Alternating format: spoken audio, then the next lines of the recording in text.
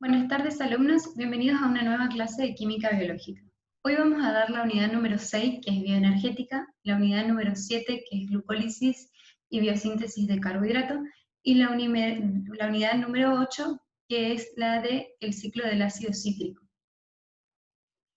Vamos a arrancar por la unidad número 6, que es la de bioenergética. Para eso primero vamos a definirla. La bioenergética es el estudio entre el balance de energía que es captado por los seres vivos y cómo es utilizada. Para eso tenemos que definir que tenemos dos tipos de organismos, los autótrofos y los heterótrofos. Los autótrofos, tales como las bacterias fotosintéticas y las plantas superiores, pueden utilizar el dióxido de carbono de la atmósfera como fuente de energía, como fuente de carbono, ¿sí? Como vemos acá en la imagen, utilizan la fuente del sol. A partir de ello, construyen todas sus moléculas carbonadas. Y los heterótrofos no pueden utilizar el dióxido de carbono atmosférico y han de obtener carbono del ambiente en forma de moléculas orgánicas como la glucosa. Vemos ahí en la imagen, entonces, que por ejemplo, a partir de la fuente del sol, las plantas obtienen lo que es el dióxido de carbono y el agua, producen, como vemos ahí, almidón, celulosa, sacarosa u otros carbohidratos, y vemos ahí lo que es el conejo, que justamente es la representación de un heterótrofo, cómo obtiene a través de ese alimento el dióxido de carbono y el agua. Los animales multicelulares y la mayoría de los microorganismos son heterótrofos. Muchos autótrofos son fotosintéticos y obtienen esta energía entonces a partir de la luz solar, mientras que los heterótrofos obtienen su energía de la degradación de los nutrientes orgánicos producidos por los autótrofos. Todos los procesos en un organismo vivo envuelven cambios de energía y es lo que vamos a estudiar ahora.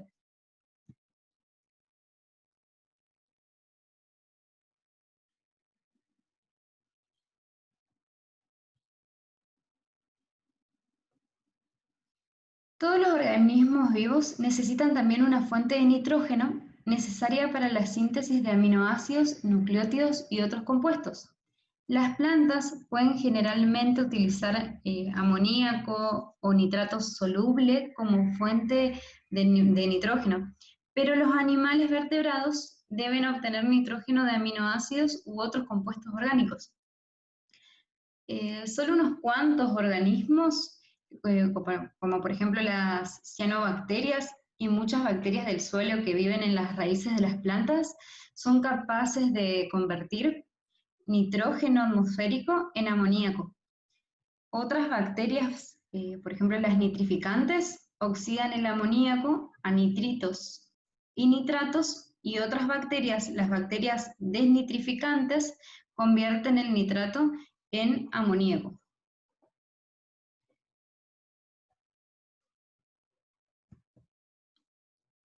El ciclado del carbono, oxígeno y nitrógeno, en el que intervienen todas las especies, depende de un equilibrio adecuado entre las actividades de los productores, es decir, los autótrofos, y los consumidores heterótrofos en nuestra biosfera. Estos ciclos de bacteria son impulsados por un enorme flujo de energía hacia y a través de la biosfera, que empieza con la captación de energía solar, como vimos ahí en la imagen.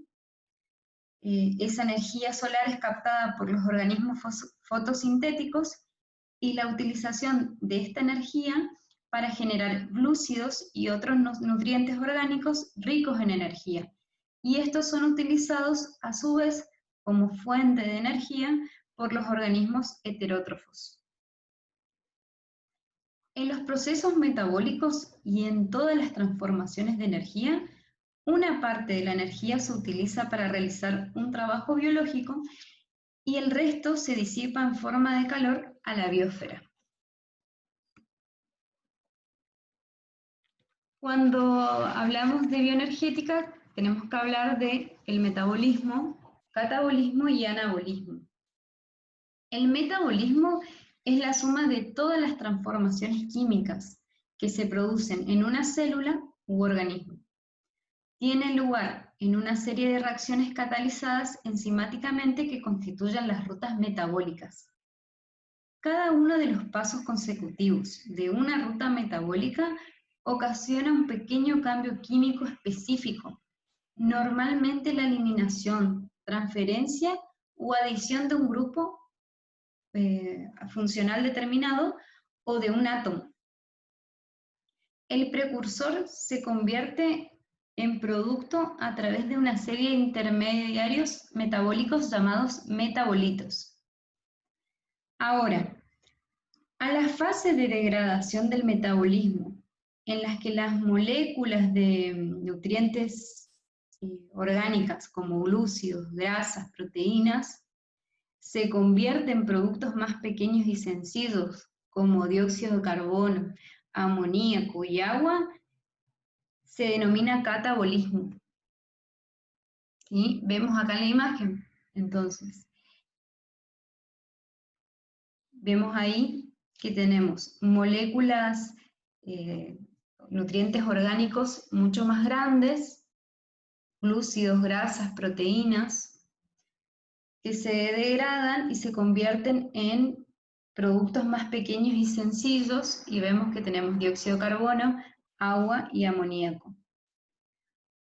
Este proceso se llama catabolismo y se produce en la mitocondria. Las rutas catabólicas liberan energía, parte de la cual se conserva en la formación de ATP y sus transportadores electrónicos reducidos, como NAD reducido, NAD-fosfato reducido y FAT reducido. En el anabolismo vemos que la flecha es al revés. También es llamado biosíntesis. Precursores pequeños, vemos acá, y sencillos se integran en moléculas mayores y complejas, entre las que se incluyen los lípidos, los polisacáridos, las proteínas y los ácidos nucleicos. Las reacciones anabólicas requieren de un aporte de energía, generalmente en forma de potencial de transferencia del grupo fosforilo, del ATP y del poder reductor de NAD reducido, NAD-fosfato reducido y de FAT reducido.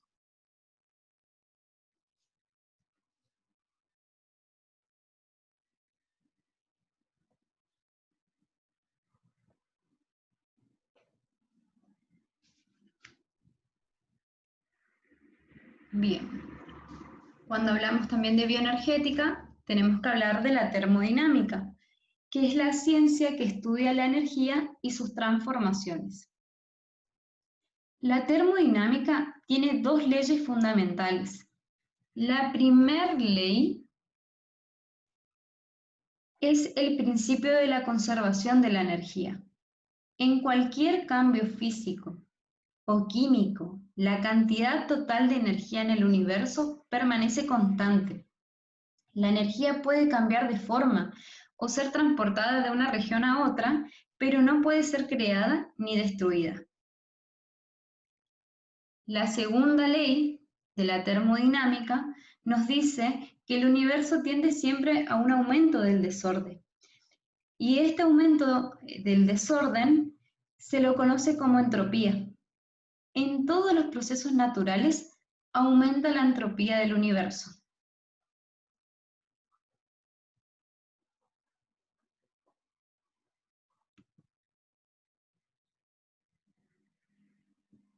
Entonces, como vemos acá, tenemos dos imágenes como analogía de las dos leyes de la termodinámica, que me gustaron mucho como para ejemplificarlas. Vamos a ver en la primera imagen que tenemos una caldera. La energía de una fuente de carbón puede producir una ebullición de agua y esa ebullición de agua genera movimiento. Esto obedece a la primera ley. Cuando respiramos ocurre esta combustión con liberación de calor. Es lo que nos decía Lavoisier, la respiración no es más que una combustión lenta de carbono e hidrógeno que es totalmente similar a una lámpara o candela encendida. Y para explicar la entropía, vamos a ver que, por ejemplo, en el estado sólido hay demasiado orden y poco movimiento. Ahora, cuando pasamos a un estado líquido, hay un poco más de desorden. Y cuando pasamos al estado gaseoso, hay un aumento de desorden, es decir, que aumenta en el estado gaseoso, aumenta la entropía.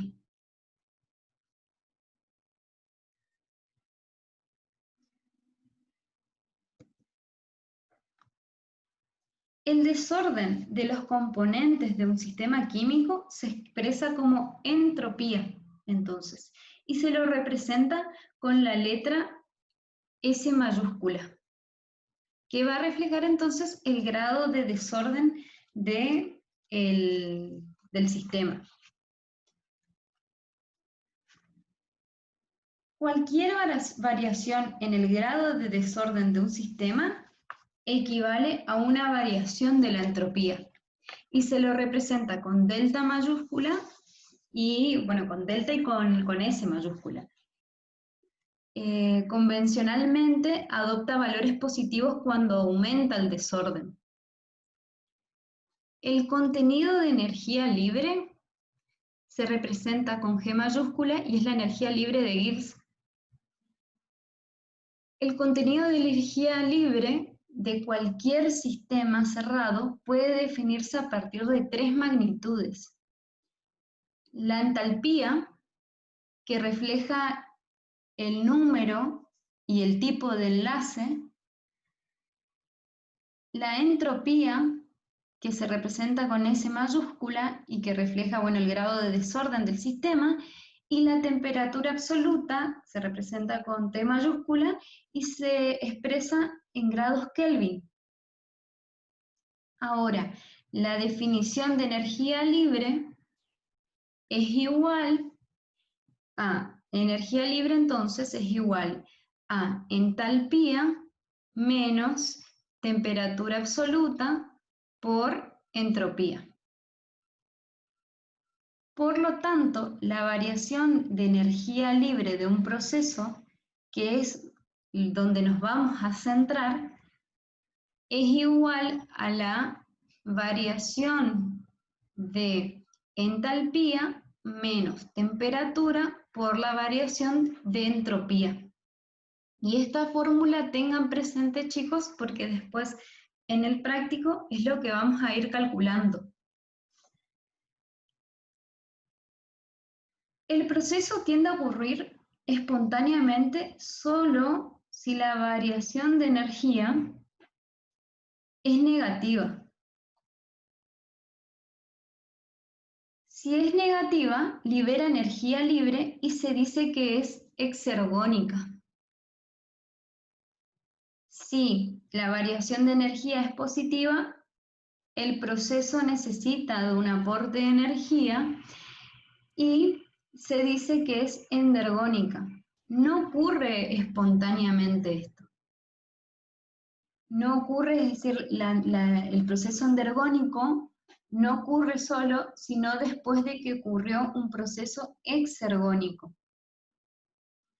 A pesar de que la función celular depende principalmente de moléculas complejas, como las proteínas y ácidos nucleicos, cuyas estructuras son más ordenadas y menos estables que una mezcla de sus componentes monoméricos, a partir de los cuales se construyen estas macromoléculas en procesos que requieren de energía libre.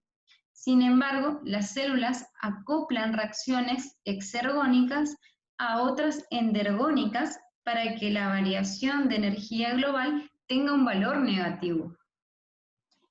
Esto, por ejemplo, se explica, vemos acá el ejemplo del brazo relajado y del brazo contraído.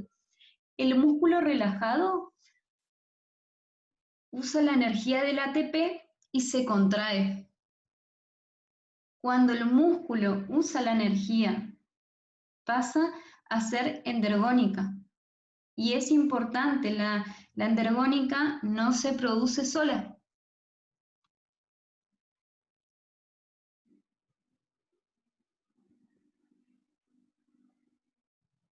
En los organismos vivos, una reacción exergónica se puede acoplar entonces a una endergónica. Como dijimos, las endergónicas no suceden solas, ocurren luego de que ocurrió una reacción exergónica. Para hacer posible, bueno, ciertas reacciones que de otro modo serían desfavorables. Por ejemplo, para producir glucosa 6-fosfato, vamos a tener primero una reacción donde tenemos glucosa más fosfato, que bueno, en verdad este pi es la abreviatura para el fosfato inorgánico. El fosfato es un fosfato con un hidrón y dos cargas negativas. Se obtiene glucosa 6-fosfato y vamos a ver la variación de energía que es positiva.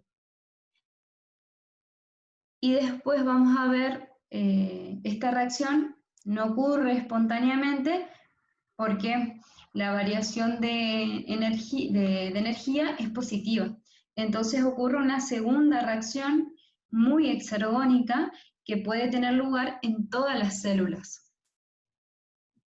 que es la de formación de ATP y liberación de fosfato.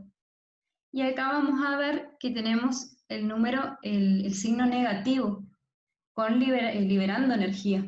¿Sí? Acuérdense que el signo negativo, cuando tengo signo negativo, es una reacción exergónica, libera energía y es espontánea. Y cuando tengo el signo positivo, es una reacción endergónica, absorbe energía y no es espontánea. Entonces, estas dos reacciones comparten un intermediario común que si vemos acá es pi, que se consume en la reacción primera y se produce en la segunda reacción, porque en la primera se consumió, pero aparece en la segunda reacción. Las dos reacciones pueden, por lo tanto, acoplarse, es decir, se unen en forma de una tercera reacción que se puede escribir como la suma de las dos reacciones, es decir, de la reacción 1 y de la reacción 2, omitiendo el intermediario común que es pi de los dos lados de la ecuación. Es decir, se suprime pi, fosfato con fosfato, y nos quedaría glucosa más ATP, y nos da como producto final una glucosa 6-fosfato más ADP. Y vamos a ver que es con signo con carga negativa. Entonces volvemos a decir que al ser carga negativa es una reacción exergónica, libera energía, es espontánea. Puesto que se libera más energía en la reacción 2 que la consumida en la reacción 1, esta reacción es negativa, lo que hace posible que la síntesis de glucosa 6-fosfato transcurra a través de la reacción 3.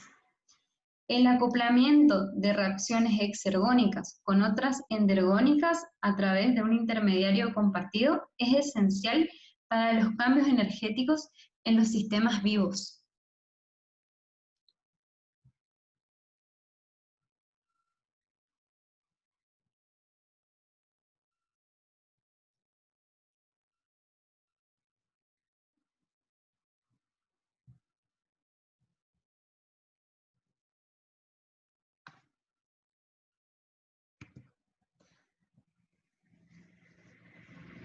Vamos a pasar a definir lo que es la relación entre la variación de la energía libre estándar y la constante de equilibrio. La tendencia de una reacción química para llegar a su final puede expresarse en forma de una constante de equilibrio. En esta reacción que vamos a ver acá, tengo reactivos A y B que van a dar lugar a productos C y D. Las minúsculas son los coeficientes. Esta reacción, como vemos acá, es reversible. ¿Sí? ¿Qué quiere decir? Que C y D me pueden dar A y B. Es decir, los productos me pueden dar A y B. Ahora, si yo tuviera las flechas solamente yendo para el lado de C y D, diría que solamente es una reacción irreversible y que A y B, los reactivos A y B, me darían C y D. Como estas flechas van para un lado y para el otro, quiere decir de que es reversible. ¿Qué quiere decir esto? Que formamos lo mismo que se consume. Es decir, llegamos a un equilibrio dinámico.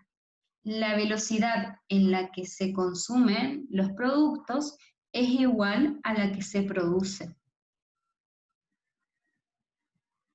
Eso se expresa con esta fórmula que vemos acá, donde vemos la constante de equilibrio, que es igual a la concentración del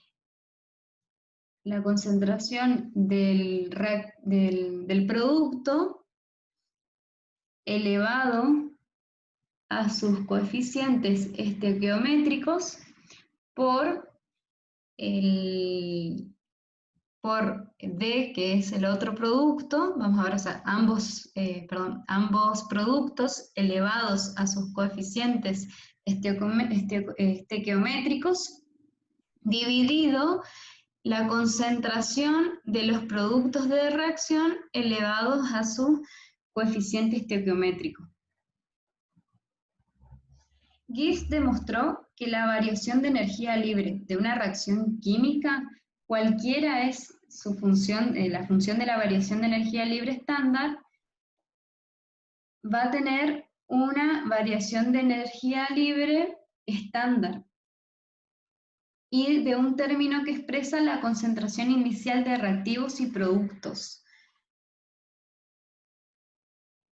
donde vamos a tener ahí, que es la concentración inicial de A, es decir, del producto A, R, que es la constante de los gases, que es igual a 8,315 joules sobre mol por Kelvin, y temperatura, y T, que es la temperatura absoluta, a 298 Kelvin. En equilibrio, la concentración del producto A es igual a al producto A, al reactivo A, y la concentración de producto B es igual a la concentración de reactivo A. Cuando una reacción ha alcanzado el equilibrio, no persiste ninguna fuerza que la induzca a ir en una dirección u otra y no puede realizar trabajo.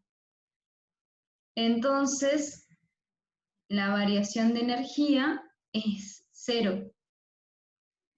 Por lo tanto, esto se explica diciendo que la energía libre de Gibbs estándar, que es esta fórmula que vemos acá, que también es otra fórmula que se tienen que anotar, ¿sí? La variación de energía libre de Gibbs es igual a la constante de gases ideales por T, que es la temperatura absoluta a 298 Kelvin, por logaritmo neperiano de constante de equilibrio. Ahora, si miramos acá, vamos a ver que tenemos un fantástico signo negativo, que quiere decir que las reacciones que tengan una constante de equilibrio baja van a tener una variación de energía positiva y no van a ser favorecidas termodinámicamente. Y las que tengan una constante de equilibrio alta van a tener energía de Gibbs negativa y por lo tanto vamos a tener reacciones espontáneas.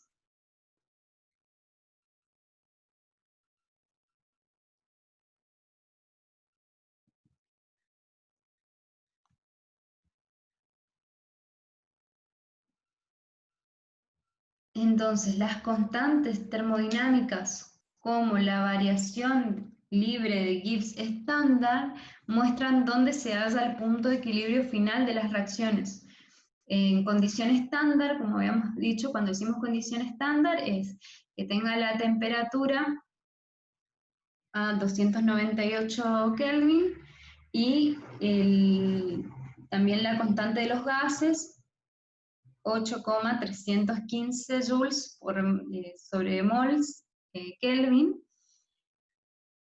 Por convención, cuando el agua, los protones, magnesios son reactivos o productos, no se incluyen sus concentraciones en la ecuación de equilibrio. No obstante, si en las constantes de variación de energía de Gibbs estándar y constante de equilibrio, cuando la constante de equilibrio es mayor a 1, se dice que la variación de la energía libre de Gibbs es negativa. El sentido de la reacción transcurre en el sentido directo. Cuando la constante de equilibrio es 1, se dice que la variación de energía de Gibbs estándar es 0 y el sentido de reacción se encuentra en equilibrio.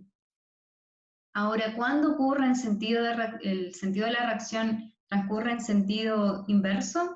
Cuando la constante de equilibrio es menor a 1. Y ahí la variación de energía libre de Gibbs estándar es positivo. Dos reacciones químicas secuenciales, A y B y C, cada reacción tiene su propia constante de equilibrio. Y cada una tiene su variación de energía libre característica. Como las dos reacciones son secuenciales, B puede eliminarse para dar la reacción global A y C, que tiene su propia constante de equilibrio y por lo tanto su propia variación de energía libre estándar total. Los valores de variación de energía de reacciones secuenciales son aditivos, es decir, se pueden sumar. Para la reacción global de A y C, la variación de energía libre total es la suma algebraica de la variación de energía libre 1 y la variación de energía libre estándar 2. Sumamos ambas variaciones y eso nos va a dar a nosotros la variación de energía libre final. Las constantes de equilibrio son multiplicativas, es decir, constante de equilibrio 1 y constante de equilibrio 2 nos va a dar constante de equilibrio 3. Este principio de la bioenergética explica por qué una reacción termodinámicamente desfavorable, que es la endergónica, puede ser impulsada en sentido directo acoplándola a una reacción muy exergónica a través de un intermediario común. Hay tablas de la constante de equilibrio y hay tablas de la variación de energía libre. Eso yo también se los dejé en la parte se los colgué en el aula virtual como parte de la bibliografía y es con lo que vamos a trabajar en el práctico. Hasta acá entonces los conceptos claves son: la energía puede ser conservada y tomada de diferentes formas. La entalpía es equivalente al calor Y la entropía es una medida del desorden de un sistema y tiende a incrementar. La energía libre de un proceso está determinado por cambios de entalpía y entropía. Los procesos exergónicos pueden ocurrir espontáneamente a diferencia de los endergónicos que requieren ganar energía libre. Y cuando un sistema está en equilibrio, su variación de energía libre es igual a cero. El ATP actúa como moneda energética de las células. Estos son los conceptos que quiero que queden claros. Transferencia de grupos fosforilos y ATP. Las células de los heterótrofos obtienen energía libre en forma química a través del catabolismo de moléculas nutrientes y utilizan esta energía para producir ATP a partir de ADP y fosfato. A continuación, el ATP cede parte de su energía química a procesos endergónicos, tales como la síntesis de intermediarios metabólicos y macromoléculas a partir de precursores más pequeños. El transporte de sustancias a través de membranas contra gradientes de concentración y el movimiento metálico. Esta cesión de energía a partir de ATP la convierte en ADP más fosfato o en algunas reacciones en AMP más dos moléculas de fosfato. El ATP, adenosina trifosfato, es el principal transportador de energía química en las células. La hidrólisis de los enlaces fosfoanhídridos del ATP proporciona la energía libre necesaria para impulsar la mayoría de las reacciones endergónicas. La ruptura hidrolítica del enlace fosfoanhídrido del ATP disminuye la repulsión electrostática entre los fosfatos cargados negativamente. Otros compuestos fosforilados y tiósteres también tienen energía libre de hidrólisis elevada. Por ejemplo, tenemos la fosfonol piruvato, el 1,3 bisfosfoglicerato. Estos son todos ejemplos. Y también la acetil-CoA.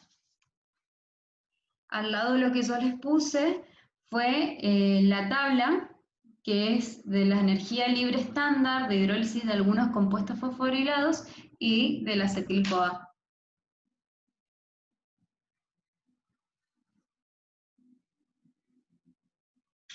Como ven, en toda reacción siempre hay una liberación de energía.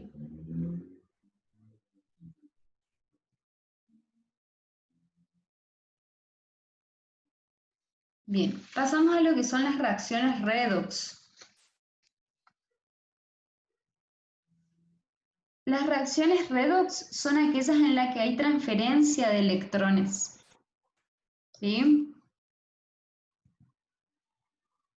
El flujo de electrones de las reacciones de oxidación-reducción es responsable, directa o indirectamente, de todo el trabajo realizado por los organismos vivos. Las reacciones de oxidación y reducción implican la pérdida de electrones por parte de una especie química, que es la que se oxida, y la parte que es oxidada, y la ganancia de electrones por otra que es reducida. Las células vivas tienen un compuesto relativamente reducido, tal como la glucosa como fuente de electrones. A medida que la glucosa se oxida enzimáticamente, los electrones liberados fluyen a través de una serie de transportadores de electrones hasta el oxígeno. Este flujo de electrones es exergónico, porque el oxígeno tiene una afinidad mayor por los electrones. En la mitocondria, enzimas ligadas a la membrana acoplan el flujo de electrones a la producción de una diferencia de pH transmembrana, con lo que se consigue trabajo osmótico y eléctrico.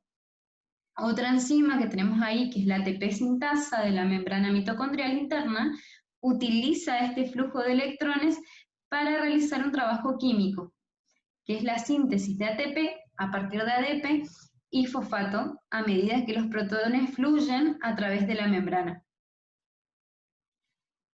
En toda oxidación biológica entonces tenemos una parte de oxidación y otra de reducción. En la de oxidación hay ganancia de oxígeno y pérdida de electrones o de hidrógenos o protones si prefieren.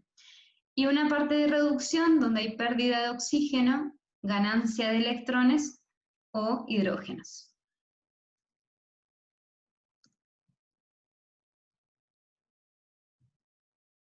Entonces, los procesos de reducción son procesos en los cuales los nutrientes o fracciones energéticas son integradas en moléculas para construcción de nuevas biomoléculas o como reserva energética y ganancia de electrones. Y los procesos de oxidación son procesos en los cuales los nutrientes o fracciones energéticas son catalizadas, degradadas en moléculas más pequeñas o de menor energía. Pérdida de electrones. Siempre va a haber un agente oxidante y un agente reductor. Vemos acá en la imagen que hay un trozo de hierro que si dejamos un hierro en la intemperie, reacciona lentamente con el oxígeno del aire y forma el hierro férrico. ¿Sí?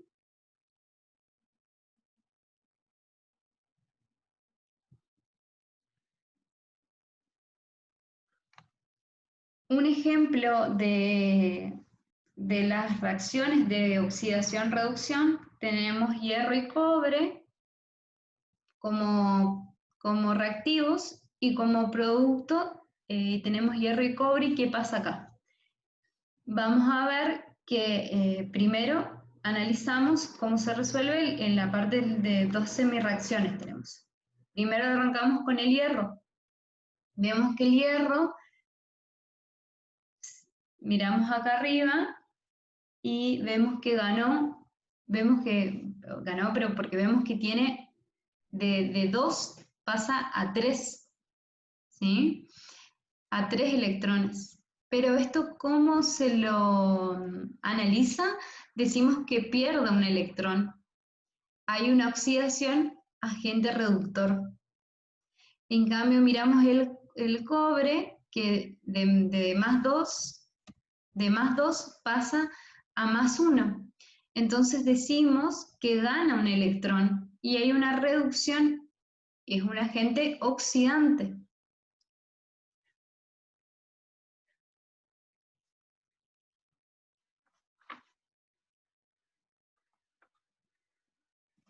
Los pares, ahí que vemos, de hierro, ¿sí? Y de cobre se llaman pares de redox conjugados. Es decir, estos pares de hierro son pares conjugados.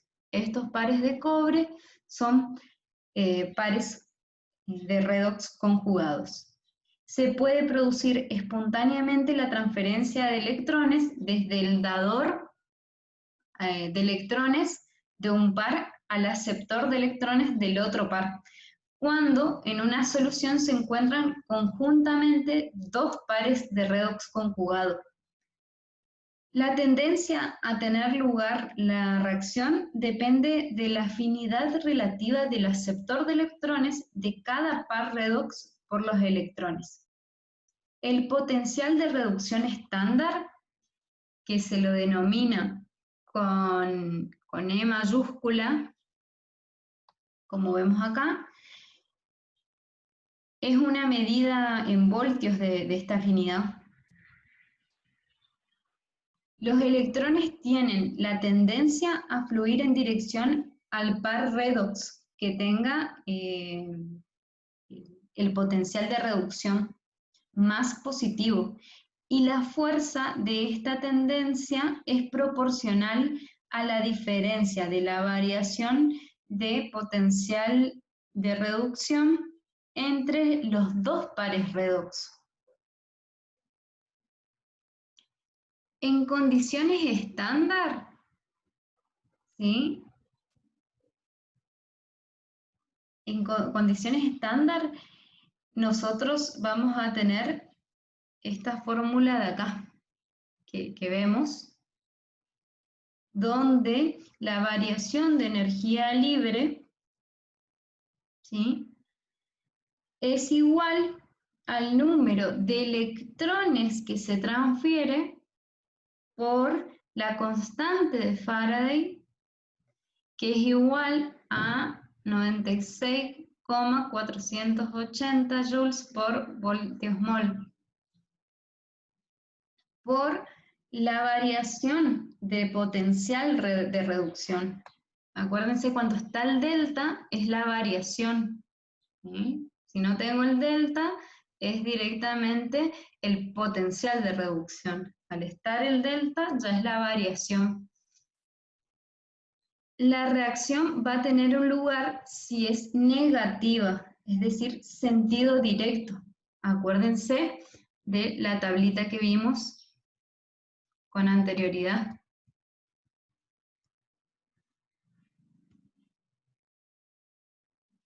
Cuando es negativo, transcurre en sentido directo.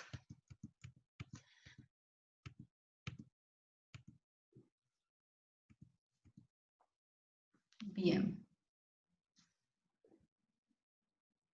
Como los potenciales de reacción se determinan con el mismo sistema de referencia, si se conocen los dos potenciales, o sea, los potenciales de los dos pares redox, es posible predecir en condiciones estándar el sistema con potencial positivo elevado tenderá a ganar electrones y sufrir reducción, mientras que el otro se oxidará.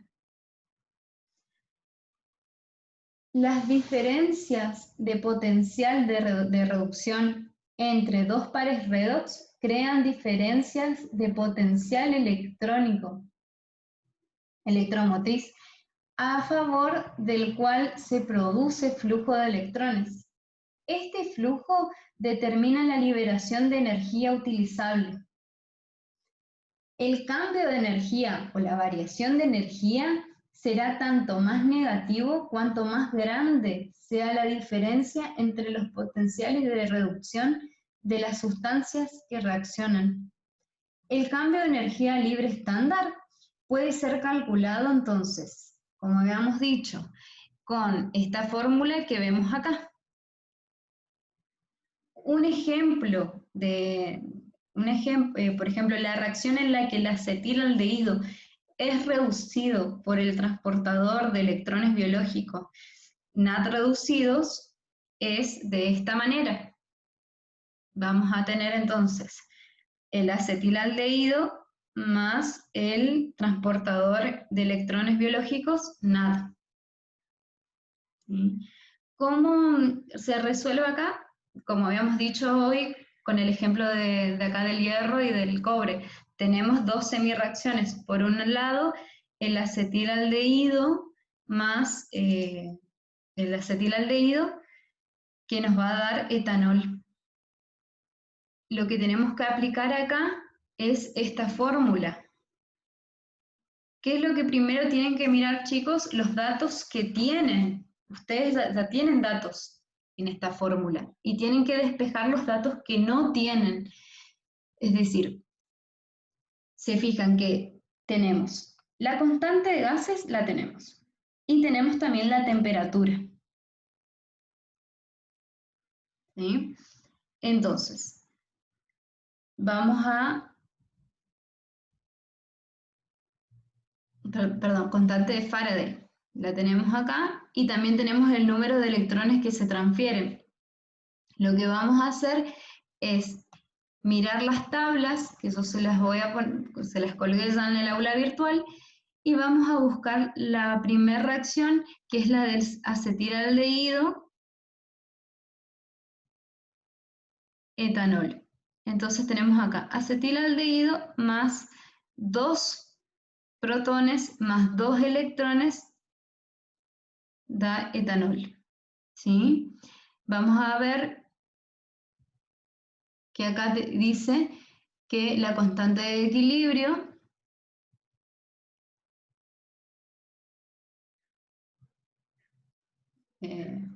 el potencial de reducción estándar, en el acetilaldehído es menos 0,197. Esto vemos que esta tabla dice potenciales de reducción estándar de algunas semirreacciones biológicamente importantes a pH 7 y a temperatura de 25 grados centígrados, que sería 298 Kelvin, que es la temperatura que dijimos hoy que teníamos. Entonces, colocamos acá de la primera reacción el potencial de reducción que tenemos.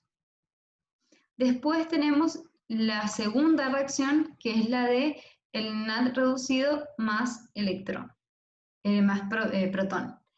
Entonces, vamos a la tabla, buscamos NAD más protón,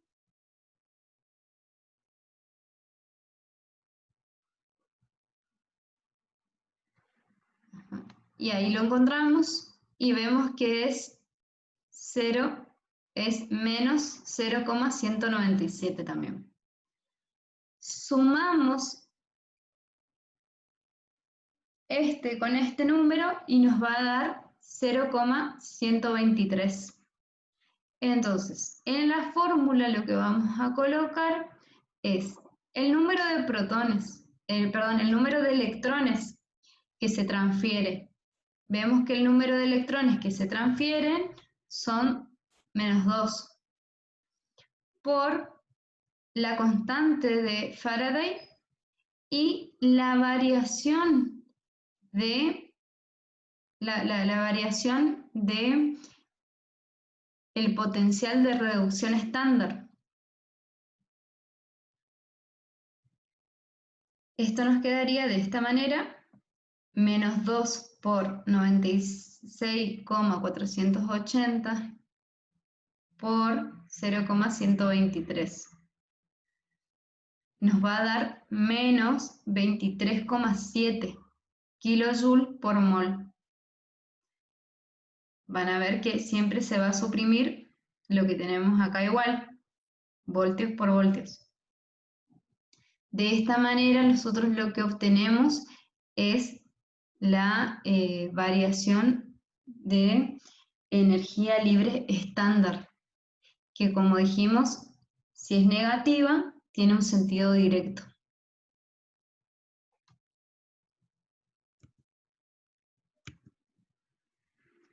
Van a ver que el práctico que está colgado en el aula tiene una parte teórica y una parte práctica. Es grupal, de a 3.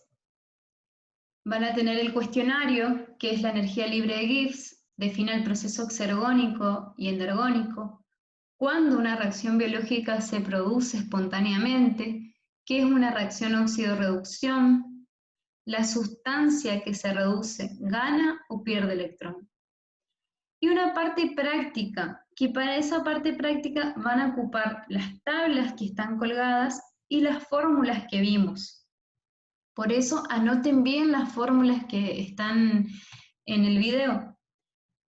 Por ejemplo, calcular la variación de energía libre estándar de las siguientes reacciones metabólicas importantes catalizadas por enzimas, a pH 7 y 25 grados centígrados, a partir de la constante de equilibrio dadas. Yo les voy a dar las constantes de equilibrio.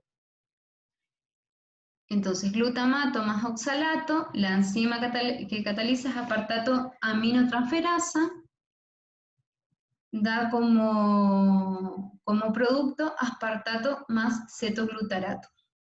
Entonces, miramos la tabla y buscamos lo que es glutamato y oxalacetato. Miramos acá, buscamos en la tabla.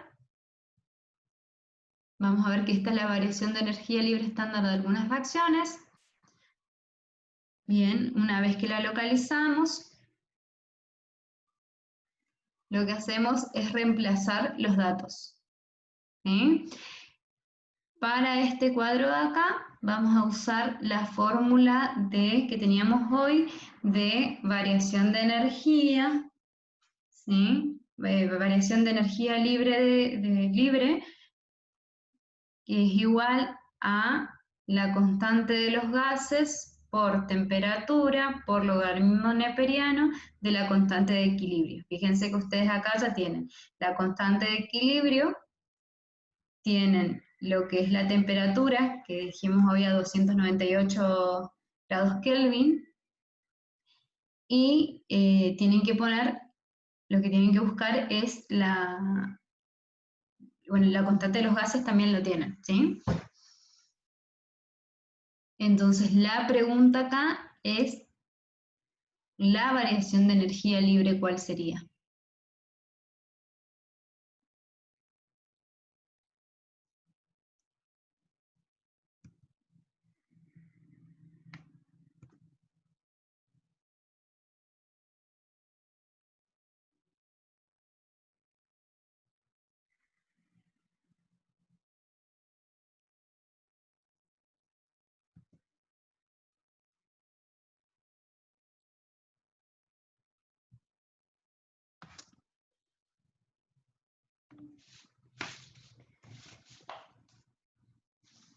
Bien.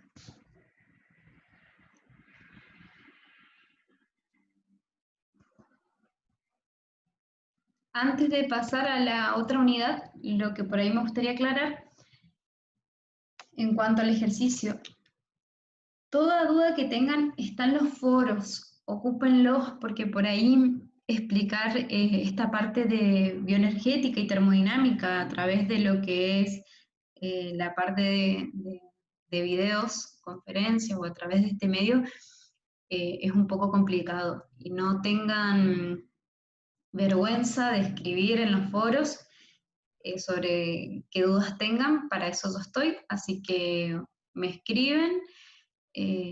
También está la parte de los mensajes en el foro, o los mensajes, perdón, en el aula. Consulten y vuelvan a consultar porque es necesario que aprendan esta parte, ¿sí? ¿Quedó claro? Entonces vamos a pasar a lo que es la unidad número 7, que es la de catabolismo de exosas. Cuando hablamos de catabolismo de exosas,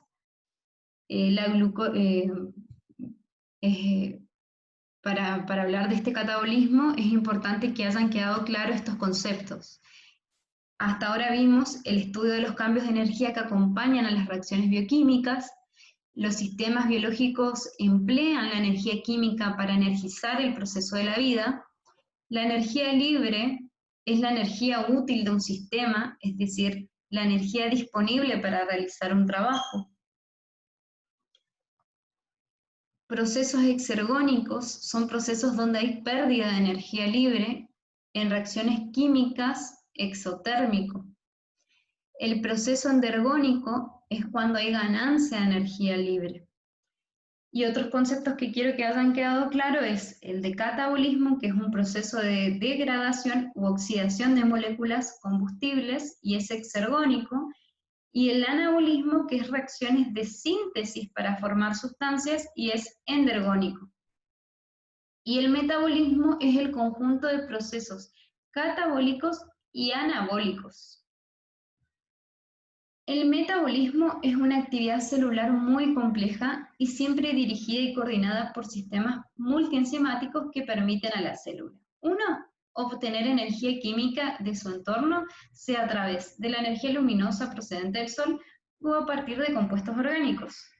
2, convertir el alimento en metabolitos específicos de la célula. 3, unir moléculas sencillas para formar macromoléculas como polisacáridos, proteínas y aminoácidos eh, y ácidos nucleicos. Como venimos dando en todas las unidades, vieron que monosacáridos, aminoácidos, nucleótidos van a formar unidades mucho más grandes. Y después, otra de las cosas que permite es sintetizar y degradar moléculas especiales que la célula necesita en momentos puntuales. Los vegetales obtienen la energía de la luz solar, mientras que los animales la obtienen de las moléculas ingeridas a través de los alimentos que proceden directa o indirectamente de los vegetales. Por lo tanto, dependen también de la energía del sol.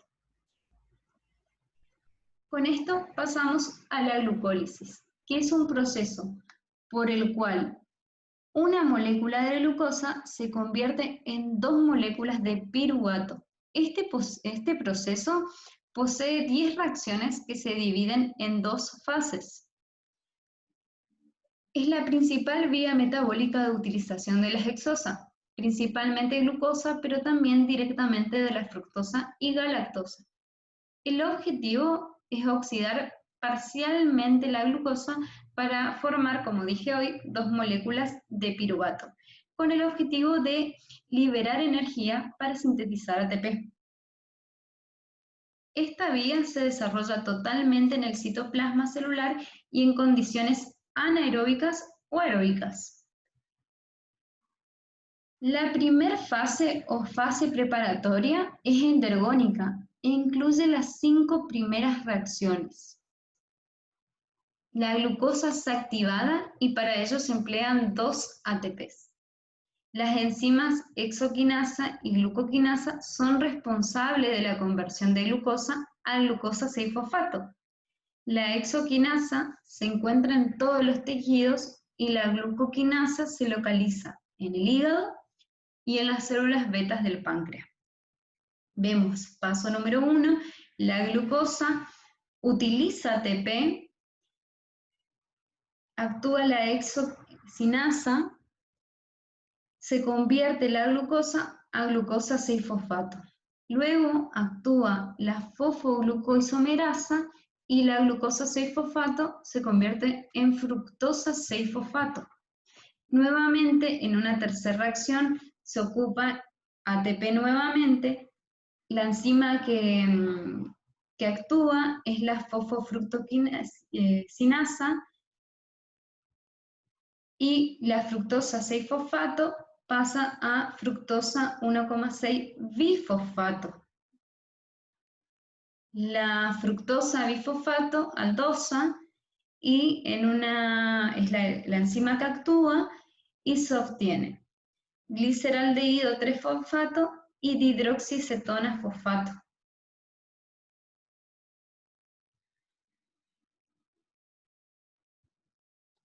En una segunda fase, que también es conocida como la fase de beneficio, es exergónica e incluye las 5 reacciones restantes. Vamos a ver que empieza, ahora hay que leer al revés, porque empieza con el gliceraldehído, actúa la gliceraldehído 3-fosfato de deshidrogenasa. Vamos a ver que se convierte en 1,3 bifosfolicerato, ingresa ADP y libera ATP.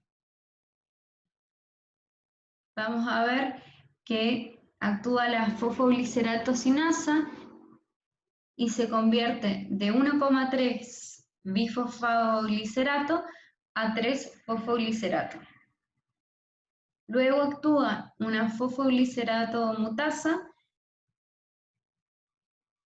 y acá la que actúa se convierte en 2 fosfoglicerato. Actúa la enzima enolasa y obtenemos lo que es un fosfonolpiruvato. Nuevamente, actúa la enzima piruvato sinasa y acá nuevamente es una reacción en donde liberamos ATP. Entonces, en esta fase hay una ganancia neta de 2 moléculas de ATP y 2 de NAT reducido.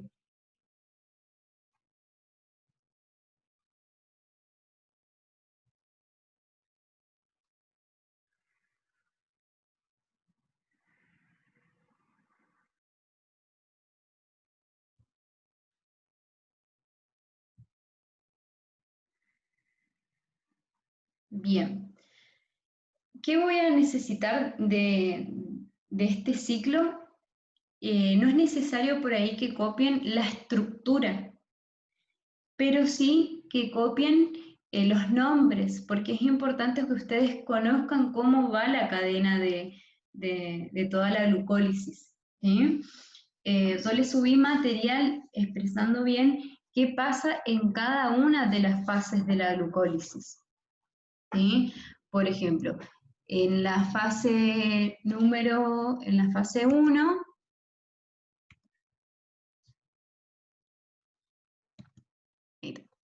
en la primera fase, cuando hay una formación de glucosa 6-fosfato, vamos a ver que la fosforilización ocurre, una fosforilización que es catalizada por la exoquinasa, ¿sí? En la segunda vamos a ver que vamos a tener una formación de fructosa 6-fosfato, es un proceso de isomeración y la glucosa 6-fosfato es convertido en fructosa 6-fosfato. En el tercer paso vamos a ver que hay nuevamente una fosforilación, ¿sí? En el cuarto paso vamos a ver que la fructosa 1,6 bifosfato es escindida en 2 triosas fosfato, gliceraldehído 3-fosfato y dihidroxiacetona fosfato. En la quinta reacción hay una interconversión, ¿sí? Solo, lo que pasa acá es que solo, porque van a ver que después cuando pasamos a esta, solo el digliceraldehído 3-fosfato continúa directamente la vía metabólica, ¿sí? La dihidroxiacetona fosfato también sigue el camino de la glucólisis, pero para ello debe ser transformada en gliceraldehído 3-fosfato. Esto es posible gracias a la conversión reversible de las triosas por acción de la triosa fosfato isomerasa. Vamos a ver que en la segunda fase, en el punto número 6, hay una oxidación y fosforilación del gliceraldehído 3-fosfato y se produce una deshidrogenación del gliceraldehído. Y ahí es donde se forma el 1,3 bifosfoglicerato.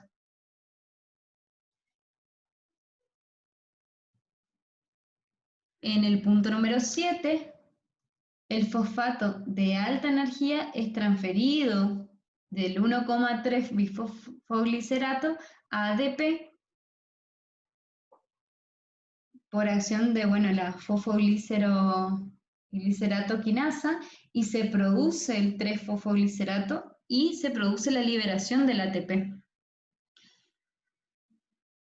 En el punto número 8 vamos a ver que el 3-fosfoglicerato es convertido en 2-fosfoglicerato por la transferencia intramolecular del fosforilo, y esta reacción, es catalizada, como le había dicho hoy, por la fosfoglicerato mutasa. ¿Bien? En el punto número 9 vamos a ver que hay una formación de fosfonol piruvato y se produce una deshidratación y redistribución intramolecular en el 2-fosfoglicerato para generar un compuesto rico en energía y el fosfonol piruvato. Esta reacción cataliza por eso la enolasa, ¿sí? Y la segunda reacción, la número 10, va a haber una segunda fosforilización a nivel del sustrato. El fosfonol piruvato tiene potencial de transferencia suficiente para ceder fosfato a ADP y formar ATP. La reacción es catalizada por piruvato quinasa. El enol piruvato resultante se transforma en piruvato. Entonces se generó otra molécula más de ATP que con la que tenemos acá es 2 moléculas de ATP por fosforilización a nivel de sustrato.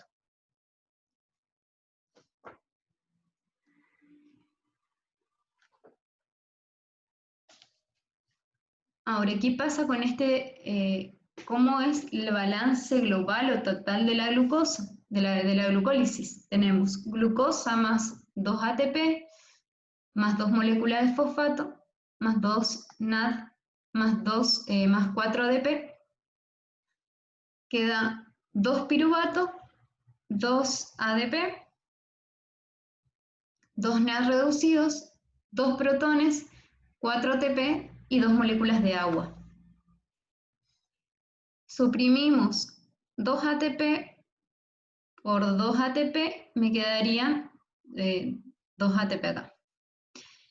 Y suprimimos 4 moléculas de ADP por 2 moléculas de ADP, me quedaría como restante acá 2 moléculas de ADP. ¿Sí? Entonces el balance global de la glucólisis que quedaría glucosa más 2 fosfatos, más 2 moléculas de NAD, más 2 ADP, más 2 piruvato, más 2 NAD reducido, más 2 protones, más 2 moléculas de ATP, más 2 moléculas de agua. El piruvato producido en la glucólisis tiene diferentes destinos de acuerdo a la disponibilidad de oxígeno. En las células uno es en las células aeróbicas con abundancia de oxígeno, que el piruvato sigue una vía de degradación oxidativa a través del ciclo de ácido cítrico y de una fosforilización oxidativa, hasta que cada carbono se oxida a dióxido de carbono y toda la energía potencial se captura en forma de ATP.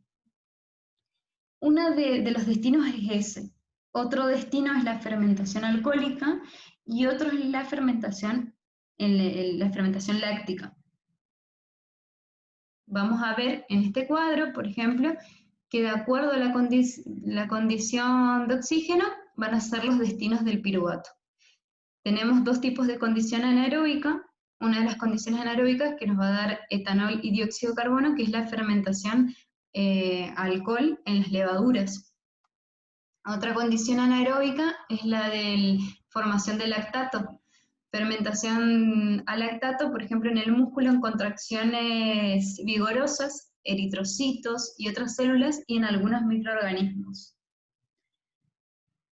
Y la otra es la condición aeróbica como la conocemos, entra en el ciclo del acetil-CoA, que es el ciclo del ácido cítrico, y vamos a tener dióxido de carbono y agua. Esto se da en los animales, plantas y muchas células microbianas bajo condiciones, entonces, aeróbicas. Las rutas alimentadoras de la glucólisis. Las rutas alimentadoras de la glucólisis, tenemos un gran número de glúcidos, aparte de la glucosa, que entran en último término en la glucólisis, después de ser transformados en uno de los intermediarios glucolíticos. Los más significativos son los polisacáridos de almacenamiento, glucógeno y almidón, ya sea dentro de la célula u obtenidos de la dieta. Los disacáridos maltosa, lactosa, trealosa y sacarosas, y los monosacáridos fructosa, manosa, galactosa. Los polisacáridos y disacáridos de la dieta, como sabemos, se hidrolizan a monosacáridos.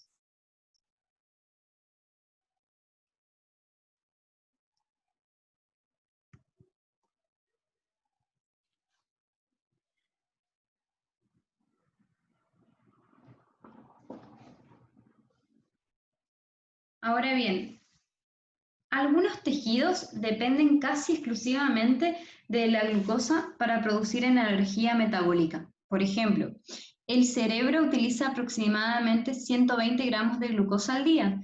Esto es más de la mitad de toda la glucosa almacenada como glucógeno y dura entre 10 y 18 horas. Muchas veces el suministro de glucosa a partir de estos depósitos es insuficiente y las células deben sintetizar glucosa a partir de precursores no glucídicos, utilizando la glucosa de la gluconeogénesis. Por ejemplo, en el ayuno de más de un día o ejercicios muy intensos, las reservas de glucógeno se agotan. Entonces ocupan la ruta anabólica, que es la gluconeogénesis. Los eritrocitos, la córnea, el riñón y el músculo necesitan un aporte constante de energía también. La glucólisis y la gluconeogénesis no son dos rutas idénticas que se producen en distintos sentidos. Comparten 7 de las 10 reacciones. En la glucólisis hay 3 pasos que son irreversibles y no pueden ser utilizados por la gluconeogénesis, y por lo tanto este último proceso debe hacer 3 rodeos. Tanto la glucólisis como la gluconeogénesis son procesos irreversibles y se producen en todos los animales, plantas, hongos y microorganismos. La glucólisis se produce en su totalidad en el citosol, mientras que en la gluconeogénesis el primer paso se produce en la mitocondria y el segundo paso en el citosol. Como vemos acá, los pasos de la gluconeogénesis, vamos a tener que del piruvato actúa la piruvato carboxilasa, ingresa 2 moléculas de ATP, salen 2 de ADP, de piruvato se convierte a oxalacetato, ingresan 2 moléculas de GTP y egresan 2 moléculas de GDP, y la que actúa es la PEP carboxiquinasa. Luego lo que vamos a obtener de ahí van a ser 2 moléculas de fosfonol piruvato, 2 moléculas de 2-fosfoglicerato, y así se va a ir convirtiendo hasta que obtenemos fructosa 1,6 bifosfato. Vamos a ver que ingresa agua. Bueno, en esta parte de acá va a ingresar agua para la conversión de fructosa 1,6 bifosfato a fructosa 6 fosfato, ingresa una molécula de agua y egresa fósforo, y la enzima que actúa ahí es la fructosa 1,6 bifosfatasa. Luego la fructosa 6-fosfato se convierte en glucosa 6-fosfato. Y ahí ya empieza, como nosotros veníamos viendo, glucosa 6-fosfato se convierte en glucosa a través de la acción de la enzima glucosa 6-fosfatasa. Ingresa agua y lo que se libera es una molécula de fósforo.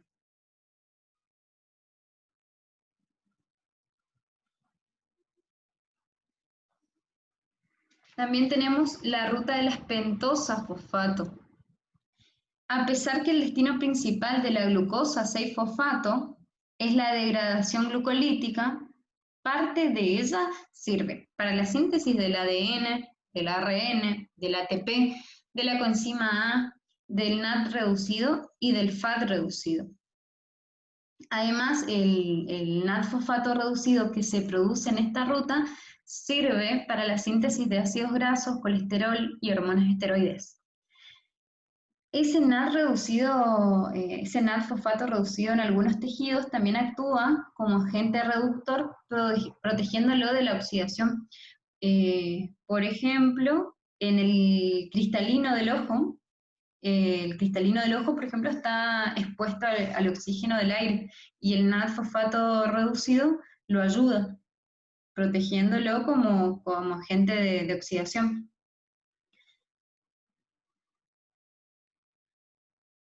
Esta ruta tiene 2 funciones principales. Una proporciona el NAD-fosfato para la biosíntesis reductora, y la otra que proporciona ribosa 5-fosfato para la biosíntesis de nucleótidos y ácidos nucleicos, ¿sí? Como dijimos hoy, sirve para el ADN, ARN, ¿sí? También, ¿qué pasa? Los eritrocitos que carecen de mitocondria, la ruta de las pentosas fosfato es su única manera de mantener niveles de poder reductor necesarios para mantener el grupo hemo de la hemoglobina en estado reducido. Vamos a ver qué tenemos. Glucosa 6-fosfato, a partir de ella se genera, entonces actúa la glucosa 6-fosfato deshidrogenasa, se obtiene 6-fosfoglucano-lactona. Luego, esta se convierte por la acción de una lactonasa o gluconolactonasa, de las dos formas, se transforma en 6-fosfoglucanato y esta se transforma en D-ribulosa 5-fosfato. En este traspaso, donde actúa la 6-fosfoglucanato deshidrogenasa, hay una liberación. Ahí es donde se libera nada de fosfato reducido más protones y agua. Luego esa D-ribulosa 5-fosfato se convierte en D-ribosa 5-fosfato por la acción de una fosfopentosa isomerasa.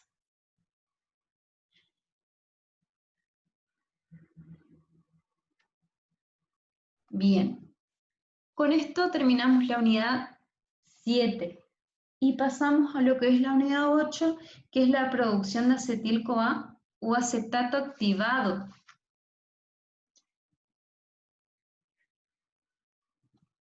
Bien, es una ruta metabólica que forma parte de la respiración celular de todas las células aeróbicas. En las células eucariotas se realiza en las mitocondrias.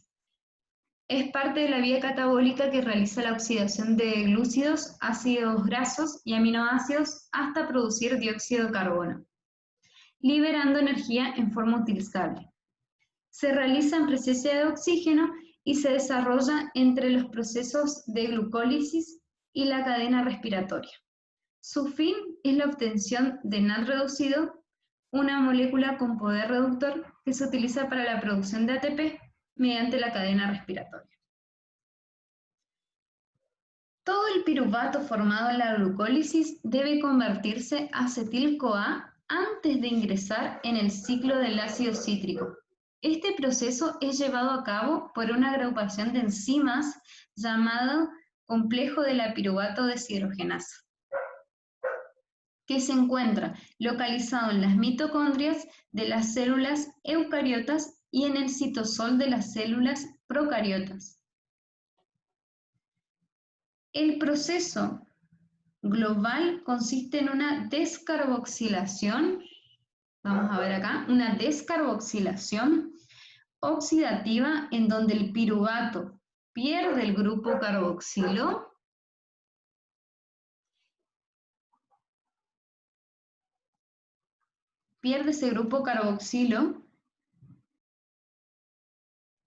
como dióxido de carbono. Y los dos carbonos restantes forman el grupo acetilo que se une a la coenzima A para formar el acetil-CoA y vamos a ver que el NAD se reduce.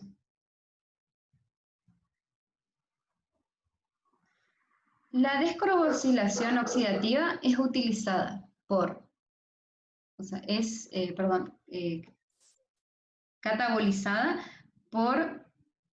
catalizada por 3 enzimas y por 5 coenzimas. Las 3 enzimas que actúan son piruvato deshidrogenasa, dihidrolipoil transacetilasa y dihidrolipoil deshidrogenasa. Y las coenzimas que actúan son 5. Acá están 4, pero en verdad son 5 porque la CoA también está. La coenzima A es una, la otra es la pirofosfato de tiamina, que es la que vemos acá, la TPP, la lipoato, el FAT, que es el dinucleótido de flavina y adenina, y el NAD, que es el dinucleótido de nicotinamida y adenina. Entonces los pasos son, se elimina el grupo carboxilo del piruvato, liberando dióxido de carbono, el NAD se reduce, ¿sí?, a NAD reducido, y el grupo acetilo se transfiere a coenzima A y resulta acetil-CoA.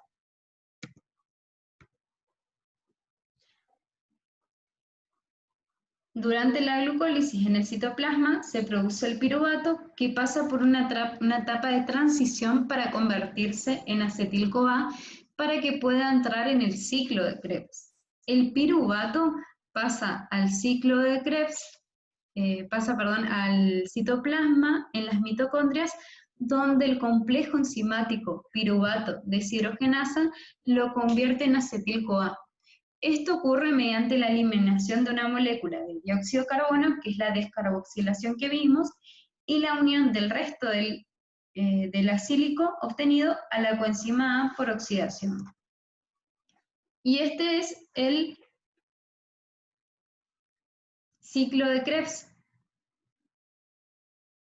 En cada vuelta del ciclo ingresa un grupo acetilo y salen 2 moléculas de dióxido de carbono.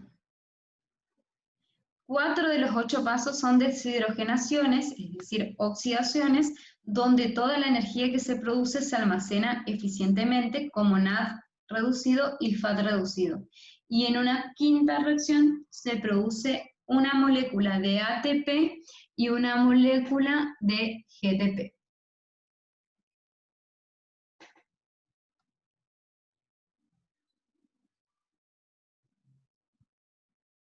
Las vitaminas importantes para el funcionamiento del ciclo son la vitamina B2 en forma de FAT, la vitamina B3 en forma de NAD y la vitamina B1 como difosfato de tiamina y bueno, el ácido pantoténico como parte de la coenzima A.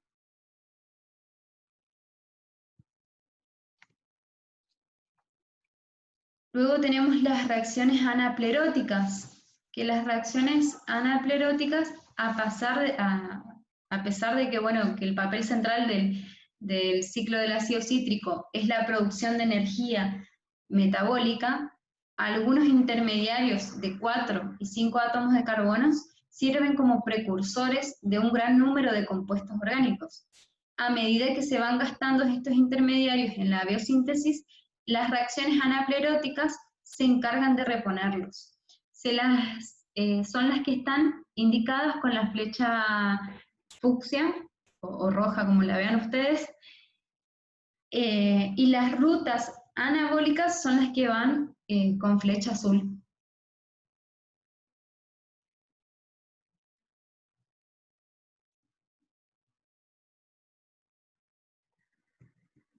Por último tenemos lo que es el ciclo del glioxilato.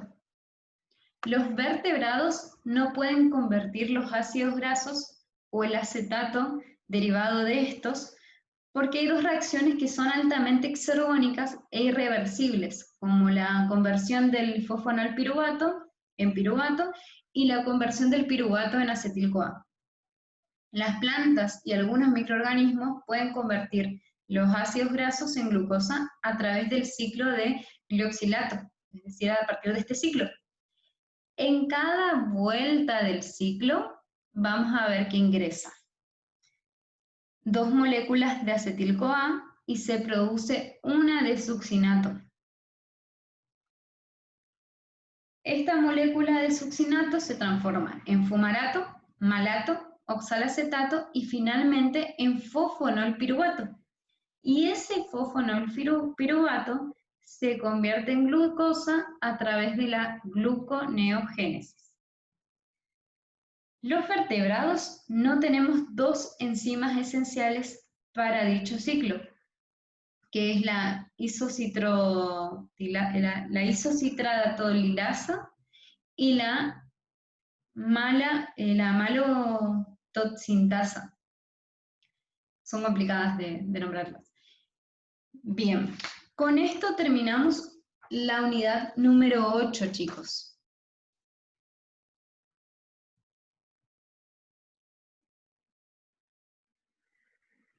Las bibliografías ocupadas para esto son la del Leninger, la del libro blanco y la del libro Harper.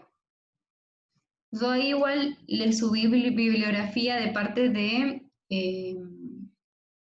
la de química biológica de Antonio Blanco y algunas partes son de la de Leninger.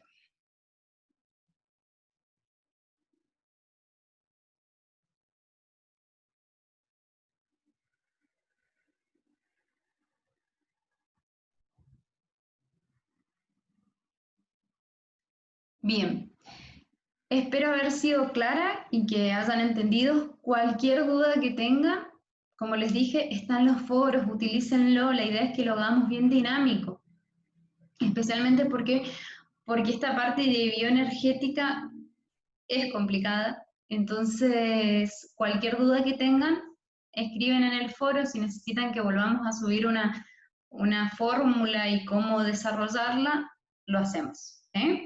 Bueno, que tengan muy buena tarde. Hasta luego.